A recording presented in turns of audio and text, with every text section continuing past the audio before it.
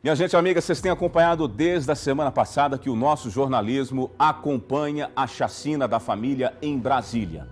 O último suspeito de estar envolvido nesse crime bárbaro se entregou ontem para a polícia, não aguentou a pressão e se entregou. Eu vou direto para a capital falar com a repórter Jéssica Nascimento para falar com a gente sobre essa prisão e mais detalhes também sobre esse caso que tem chamado a atenção do Brasil inteiro. Jéssica, muito bem-vinda, boa tarde para você.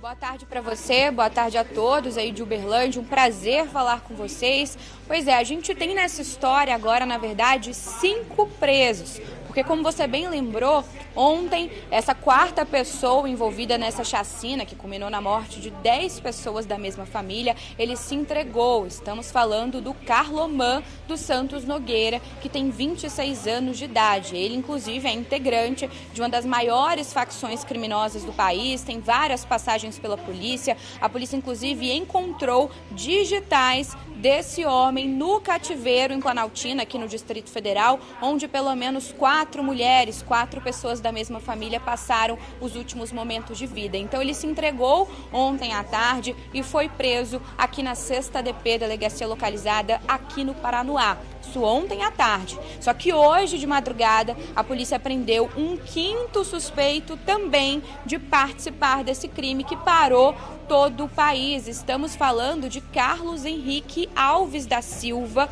Ele tem 25 anos de idade. Ele é conhecido como Galego. Ele foi trazido também aqui para a delegacia. A polícia não sabe qual o envolvimento dele nesse crime, mas segundo o delegado Ricardo Viana, que está à frente aqui das investigações, ele teria sido contratado por Horácio. Horácio é um dos presos. O Horácio foi preso na terça-feira passada para que ele exercesse alguma função nesse crime. A gente não sabe qual função é essa. Então, em toda essa história, a gente tem 5 suspeitos, 5 pessoas que são maiores de idade, que estão presas. Mas também, viu, Júnior, tem um adolescente envolvido nessa história, um adolescente de 17 anos de idade. Ele acabou falando demais ali pela vizinhança e disse ali para os conhecidos, para os amigos, que ele teve ali uma participação, que esteve no cativeiro onde essa família foi levada.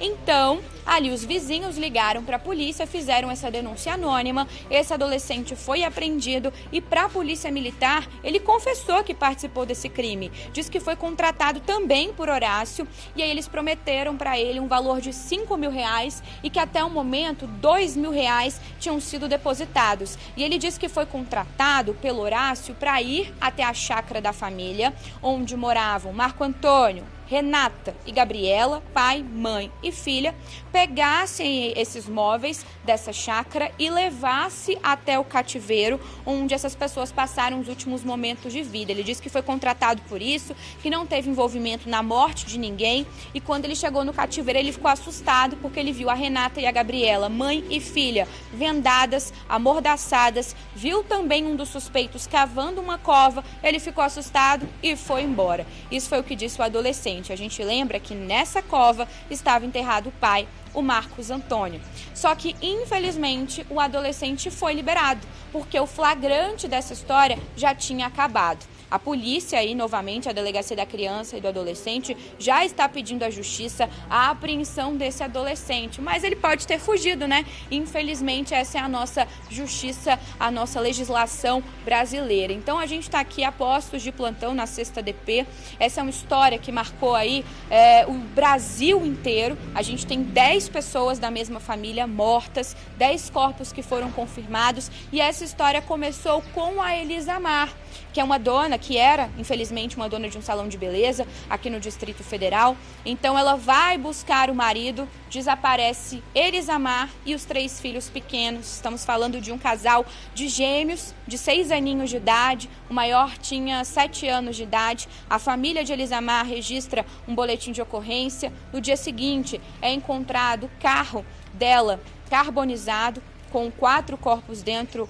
Esse carro foi encontrado ali na região de Cristalina, em Goiás. Depois desaparece o marido dela, que é o Tiago, os sogros, Renata, Marcos Antônio, a cunhada, também a Gabriela. Depois disso, é localizado um segundo carro carbonizado na região de Unai, aí em Minas Gerais. Dentro desse veículo, 2 corpos que são de Renata e Gabriela. Por fim, também, a polícia acaba encontrando em uma vala que ficava pertinho ali de onde funcionava esse cativeiro, os corpos de Tiago, que é marido da Elisamar, da Cláudia e da Ana Beatriz. Cláudia e Ana Beatriz são mãe e filha. Cláudia seria ex-mulher de Marcos Antônio e a Ana Beatriz, filha de Cláudia e também filha de Marcos Antônio. E qual a justificativa, né, Júnior, para um crime tão cruel, para uma chacina? Segundo a Polícia Civil, o pior crime até então aqui no Distrito Federal. A polícia acredita realmente que seja dinheiro. Tinha venda aí de casas envolvidas, uma casa no valor de R$400 mil, uma outra casa no valor de R$200 mil e agora surgiu a venda de terras. Então, um crime por ganância que não tem justificativa aí realmente. E também uma novidade dessa história, a gente está aqui desde cedinho na delegacia, é que chegaram os 3 presos, os 3 primeiros presos por aqui.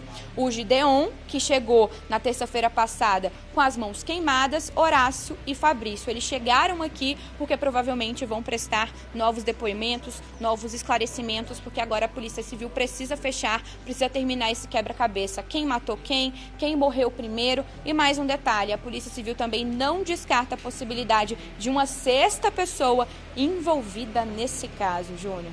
Que quebra-cabeça, viu, Jéssica? E foi aventada a possibilidade da participação de uma facção criminosa que causou muita estranheza na investigação, porque eu nunca vi essa facção tirar a vida de crianças. Está muito complexo isso para a polícia, mas claro que a polícia vai nos ajudando na medida do possível com a informação, esclarecer toda essa situação. Obrigado, viu, minha amiga? Bom trabalho para vocês aí. Eu sei que não está fácil não, mas essa é a missão do jornalista, né? Que caso, que caso. Um abraço para vocês aí, bom trabalho.